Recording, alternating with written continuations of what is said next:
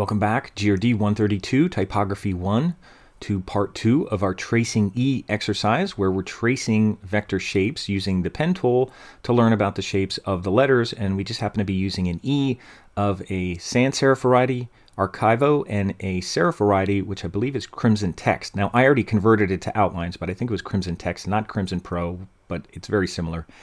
And we're going to be working on the serif ones now with the pen tool. So I'm going to zoom in so my E kind of fills up my screen. And one thing I didn't do last time, and if you haven't, make sure you save, unless you have an autosave turned on, but hit save so it keeps your progress. And I'll zoom in a little bit more, I think. I don't want to be off screen because sometimes using your pen when it goes off screen kind of makes your screen scroll, and sometimes that can be confusing. I know in Illustrator it makes the screen scroll a lot, but I think we should be okay like this because there's not a lot of curves that's going to be outside of here. These are a lot of straight lines. Okay, so let's set up our pen tool again. Now, because we filled last time, it may have changed it. No, the pen tool is still set and it still has a border of 1 pixel and there's no fill. So we're going to start with probably a straight line here. It seems to be moving on me here as I work. Now you could start a straight, look for the straightest line that you can. You could see it actually kind of bends a little. Now we don't have to work on every little bend in here. We could do it a little angular and then kind of make it softer later because there's a lot of little subtleties here. So I'll find the straightest part and maybe I'll start like right here and I'll click. And then I'll go and find the next straightest part straight down and I'll click. Now I'll go here. Now there's a little bracket. Remember, this is the bracket on the serif. So I'm going to go kind of, I could go here and just make a straight line and click, and then go over here and click, or I could try to go here and click and drag and try to fill in that bracket with a little arch. Now it's not going to be as sharp as it is. So either way, we might have to change it a little bit. So then I'm going to go here. And here's another thing. I'll zoom in just so you can see this a little easier, because you'll be doing this. Now, I didn't do anything next. So you can see if I go next, there's a long handle sticking out. To get rid of that forward handle, click right on the point with the tip, and it gets rid of that forward handle. Now you're making straight lines again, and it doesn't have that arc coming out. So I'm just going to go out here and click, and rather than make a curve now, I'm just going to click. And I'm scrolling over. Now I'm going to kind of go here, and I'll just make a straight line. And then I'll go down and make a straight line. So I'm not making a curve there, even though it is a little curved. I'll just do that. And I think up here, it is a little bit of a curve, so you could drag a little and kind of pull it out somewhat. You could click and drag and make that belly in a little bit. If you didn't, that'd be okay. And then leave go. Now, I don't want a handle coming out because it's going to, when I go to the next point, it's going to do that. So I want to click right on the point and get rid of the forward handle. So I'm going to click right here. And bam, forward handle is gone. Now I'm just going to make a straight line. And don't worry, even though it's a little curved, now we have this little like slope here. You could go kind of on the other side of the slope. I mean, you could go here and just click, or you could go on the other side of the slope and try to drop it in. That's what I'm going to do. I'm going to go on the other side of the stroke, right about here, the slope, I should say.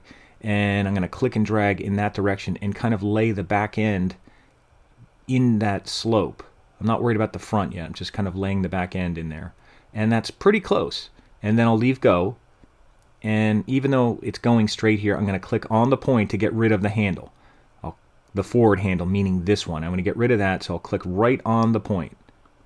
And now you can see I'm making a straight line. And I'll go here and just continue straight. Click once. I'll go over here and click and drag to make one of those curved lines because there's a little dip in there. And I'll just kind of drag so that it fits in there. I don't want to go too far down, just enough so there's a little bit of an arch in there. And you can see I'm kind of dragging up. And again, I have a straight line, so get rid of the forward handle. So just click right on the forward handle when it's green. And I'll go right into that nook there. That looks pretty good. There's a little arc, so I could go over there and halfway through and just kind of click and drag and kind of pull that back into the arch. It's not perfect.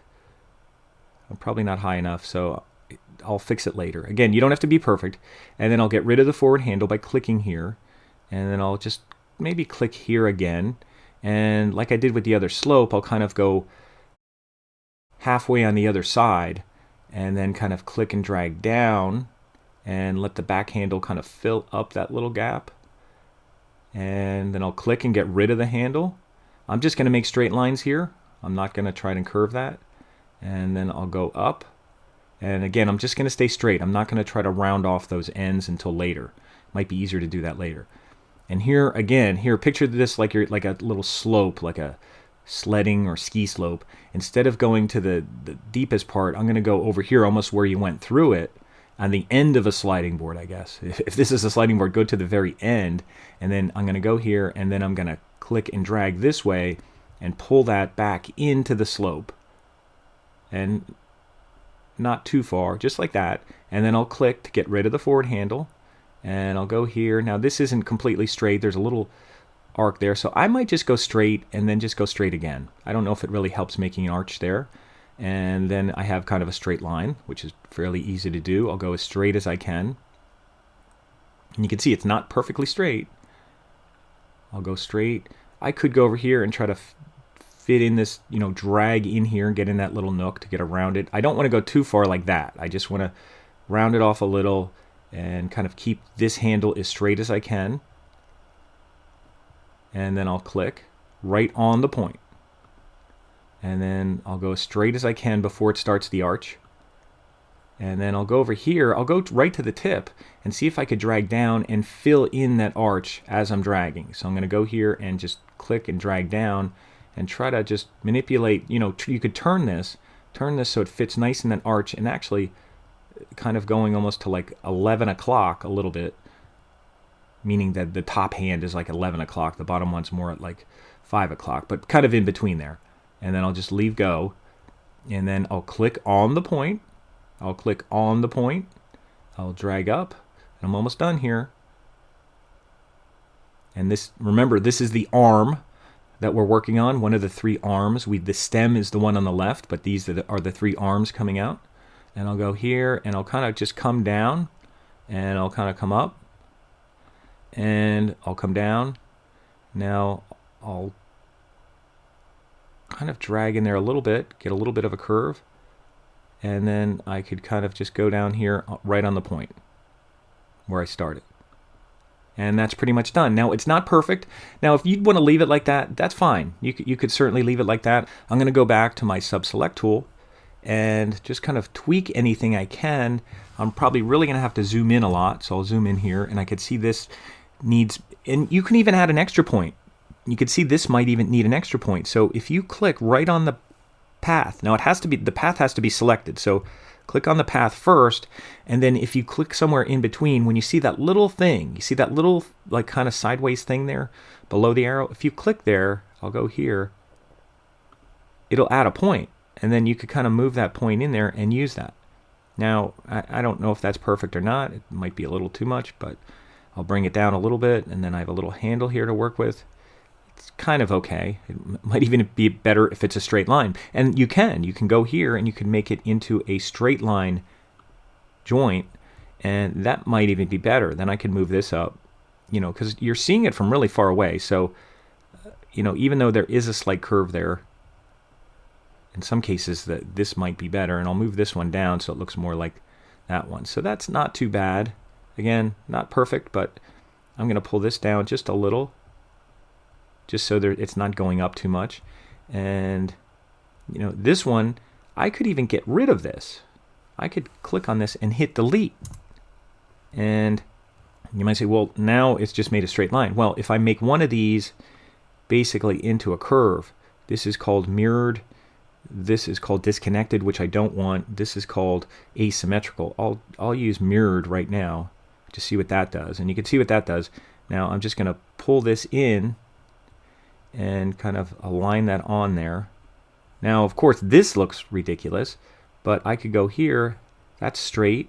I could go here and make it disconnected. Now, if I made it straight again, it would just make it completely straight. If I did this, it would do that. I don't want to do that. But what I could do is I could make it, if I click on here, I can make it disconnected. And what that means is I could grab this thing, and then it'll work kind of independently. And now I could even curve it a little. Look at that. So that's not too bad. I can tweak this a little bit. And Another thing I just want to point out here, if you hover, while the whole path is selected, if you hover over here right in between, you can kind of click and drag. I got to make sure the line's there when I do this, and I could drag up a little, and it'll actually bend the line and make a little curve there. I could do the same thing down here. I could bend it down just a little, ever so slightly, and make a curve, and I could do that on all my serifs. Now if you didn't do this, that's okay, but again, hover over there, just bend it. Didn't want to do that. Didn't want that to cut. That looks okay. Let's see what this is. This is straight line segment. This is asymmetric, so I'm going to make this disconnected. That means I should be able to grab this and pull it in, and it won't affect the other one. So disconnected means the handles work independently, so I'm just going to move them, and that should work okay. Sometimes it's hard to tell how they ended up, but I just wanted to make that curved over there. And if you wanted to make this one curved, I don't know if I need that one curved. I think that's okay. This is a little off. I'm just going to move this over a little bit and shorten this a little bit and maybe pull it down. That's okay. It's not bad. Now this, I could pull this out ever so slightly and then maybe move the handle back and move this back so there's a little curve there. Again, you can see that serif fonts are very detailed. It's not easy to get it exact, but there may be a time when you have to recreate something and do that. So I arced that up and it made this come out. So if it ever comes out, click on this one. That says straight line, leave that alone. Click on this one. This says asymmetrical, which means the handles work together and they stay the same arc. So just make it disconnected. If you disconnect them, then you can drag this one down and kind of even bend it in a little and to get it. So that's not too bad. This I can move up slightly, and again, we're trying to be very accurate here. I'll zoom out now, and that's not too bad. That's a nice looking capital E. So if you were able to do that, that's pretty good. You could go back here, take your regular pointer. If you want to fill it, just add a fill. And if you want to make that burgundy color, that's fine. That looks pretty good. And even take away the stroke. I'll hit the trash can for the stroke. And next one up will be this one. And maybe what I'll do is I'll take a break, and then we'll come back with part 3 and we'll do this one, because I don't want to make these videos too long. So that way you can stop and take a break and then work on another one. You don't have to do this all at once, but I will save this. So I'll hit my save here, and when we come back with part 3, I'll work on my little E, and then hopefully that'll go quick and I could do the cursive E or the italic version of the E when we come back in part 3.